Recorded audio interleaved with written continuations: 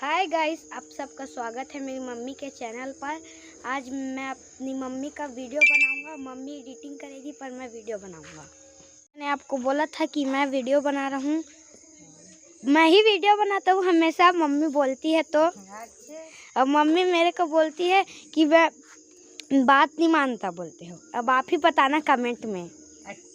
ये मम्मी बना रही है छोटे छोटे बर्तन। ये मेरा छोटा भाई के लिए बना रही हैं। इसका पैर लग गया है तो ये रो रहा था बहुत। इसका कोकलेन का देखो, झगड़ा मत हो। कोकलेन को देखो। और ये है, मैं आपको सभी दिखाता हूँ अभी। ये है चूल्हा। और ये क्या है मम्मी? वो थाली। और ये गिर गया मेरे से। ये गिलास, ये प्लेट, ये बांगा, ये चाय बनाने का, और ये बाल्टी, ये वो ऐसी गंजी, और ये कढ़ाई, ये लोटा, ये वो छुटकू सा ऐसी। मतलब ये सभी कुछ मिट्टी से बना है। खाना बनाने की चीज। ये तवई, ये तवा है ऊपर का। कटोरी, हाँ, वो कटोरी है।